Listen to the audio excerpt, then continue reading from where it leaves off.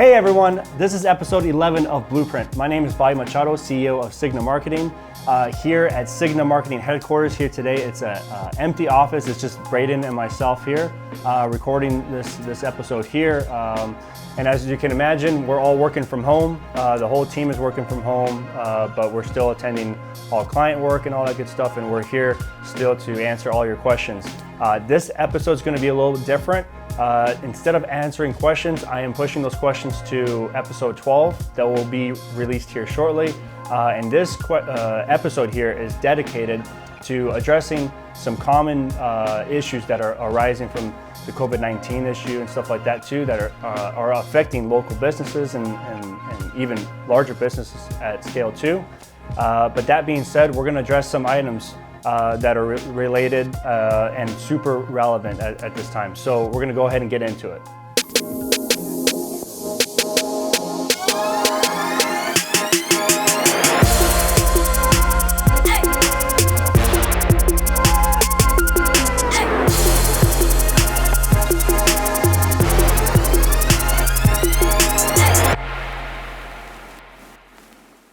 So adjusting your SEO strategy. You may start to think, hey, you know what, there's no search volume anymore for anyone that's looking for my service or something like that. And that may honestly be true depending on what industry you're in. This is a time for all businesses to take a step back and make sure that you conduct enough research to understand where trends are at right now. Obviously, it's pretty obvious that the cleaning industry is probably going to be, there's a lot of searches around that, possibly around sanitation and disinfecting and stuff like that due to the virus. That being said, if you are in an industry where you can find an angle to provide value as a resource where it's still relevant to your business in some way, that's something you should absolutely be doing and looking at from a SEO standpoint. You don't want to dump your SEO efforts right off the bat, especially for all your other terms. I mean, this is all going to come back around and the market's going to recover and all that stuff like that. In terms of when, of course, that's uncertain, but you want to make sure that you're still having strong search presence for what you've already built thus far for your industry in that sense. So make sure that you're still protecting your territory from all the investment that you've made from an SEO standpoint, but start to pivot and make sure that you're very well aware of what other trends are picking up and see how you can tie your business into it so you can start to produce content that way to provide value in a way that's highly relevant and current with the times. Second on today's agenda is acquiring customers through paid social advertising. So what I'm talking about is Facebook and Instagram advertising primarily, and in relation to local businesses, but this can also be done at a national scale. Right now, we're going through a pandemic. Everyone is. That being said, if you have a service or offering of a product that can help make people's lives better in some way, that's where you can get super aggressive with your offer. This is not a time for profits, in my opinion, right now. This is a time for helping others out there that are in need. And from a business standpoint, if you're in a position where you can help and you can run an offer that is extremely, just absurdly low, I'm talking more than 50% off, closer to 75% off top of deal, where you're focusing on, if anything, just acquiring customers and maybe you're breaking even, this in the future can actually benefit you because you're helping, first off, which is the first important thing. At the second point is you're building your customer base. Even if it's breaking even, or maybe there's a tiny little profit there to be able to, pay for overhead and stuff like that. But that is my advice for almost any industry that you could run a paid social advertising campaign with an aggressive offer for customer acquisition. Once we all recover from this and once we're all more healed and stuff like that, then of course, you have customers that were acquired. At the same time, you were there for them. That goes a long way from a branding perspective, and not just talking from a business perspective, but it's from a human aspect you're helping. So that should be highly leveraged. And again, paid social, especially on Facebook and Instagram, you can attain a very high reach for a low cost.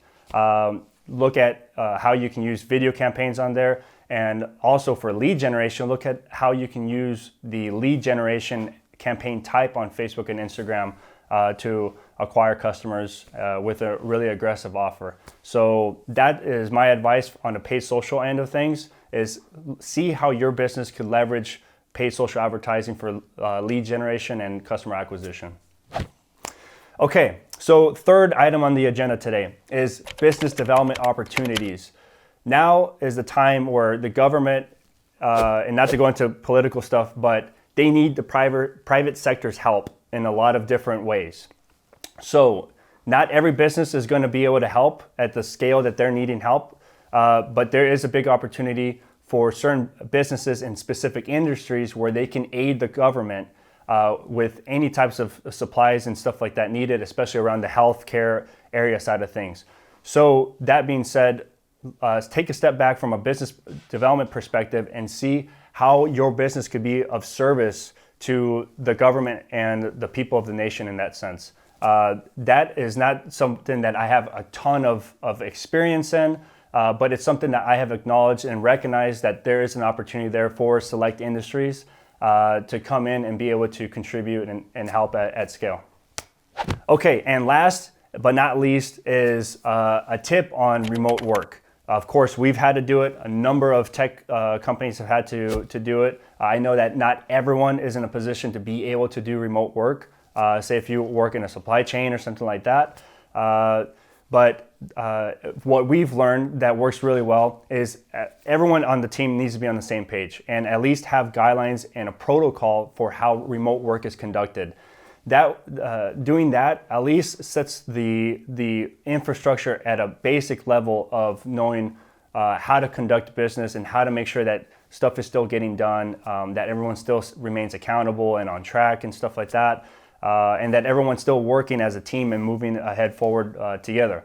So make sure that you have a protocol in place and that you have a way of how your business works together from a remote setting. That has been a tremendous change for us, and we've been able to make it work. I know that that's not recreating the wheel. There's tons of other places that already work remotely, but that's a basic fundamental thing that if you're going to work remotely as a team, you need to have an infrastructure of at least a guideline and a protocol of how we conduct business from a remote setting.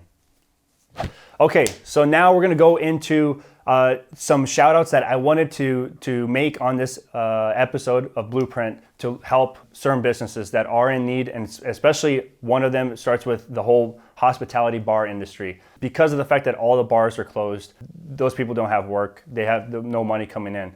So the United States Bartenders Guild, it's Guild, right? Guild, yeah.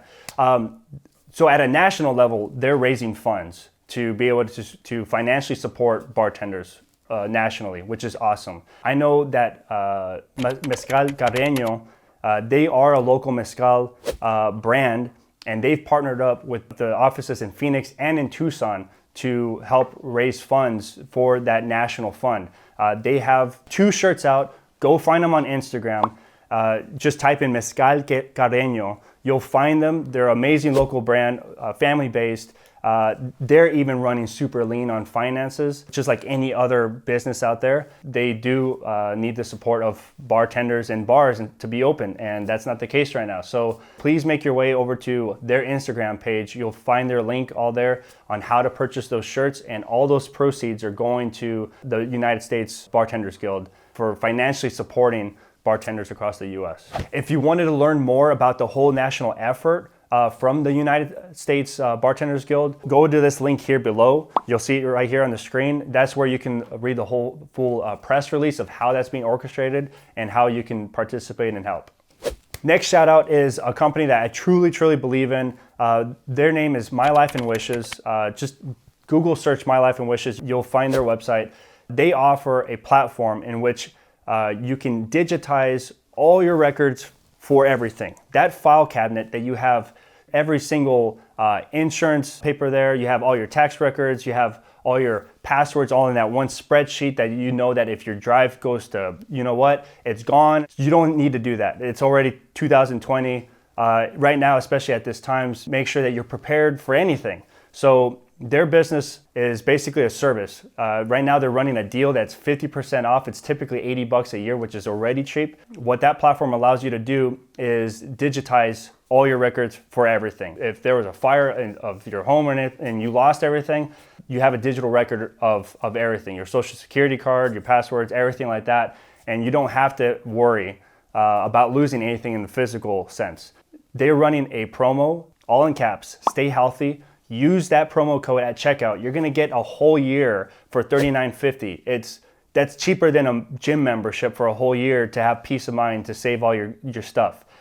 So I highly encourage you to go check them out. They're an amazing company, family-based as well, and they're there to help. They have a ton of resources on planning for the future, and really just giving you peace of mind. So make your way to mylifeandwishes.com, I believe is the domain, and check them out. Use that promo code and you'll get signed up for a whole year at 50% off. All right, and last but not least is Iconic House, and House is spelled H-A-U-S. Iconic House is a show house event that was put on by a digital luxury magazine, or luxury digital magazine named iconiclife.com. So visit iconiclife.com.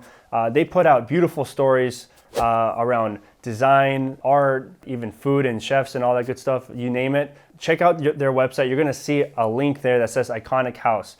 Visit Iconic House. Basically, this is a beautiful Paradise Valley home that was built from the ground up as a collaboration with the Phoenix Children's Hospital. 19 designers contributed to the home and were a huge part to making this thing come alive. Each designer focused on a room and just decked the whole thing out. This is a show house in which people were going to visit, and all proceeds were going to go to the Phoenix Children's Hospital to support them. Now this whole event, because the rule of keeping groups underneath 10 people, it has pivoted to being completely 100% virtual now. So that's really great because it's still going to happen. So if I can encourage everyone to visit the virtual tour, it's actually free to the public now. It's not, you don't even have to pay to actually see it. It's free to the public. If you find it in your heart to make a donation to the Phoenix Children's Hospital, of course I encourage that, as they are probably playing a big role with everything that's going on right now as well.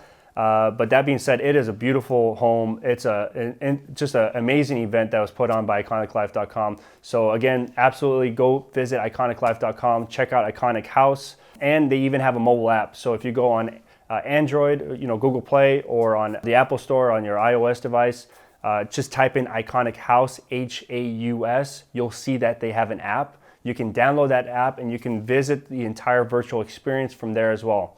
But that being said, I really hope that all businesses are staying proactive and have optimistic spirits and all that good stuff. I know we're all going through tough times right now, but that it's important that we all work together and support one another. And hopefully through this show, we can do our part as well with shouting out local businesses and opportunities that arise, and also aiding in any advice that we can give to small business owners and businesses of all types as we navigate through these times. Other than that, all questions will be answered on the next episode, which is episode 12. We'll be shooting that here shortly. And other than that, I hope everyone is staying healthy, stay safe, and we'll see you on episode 12.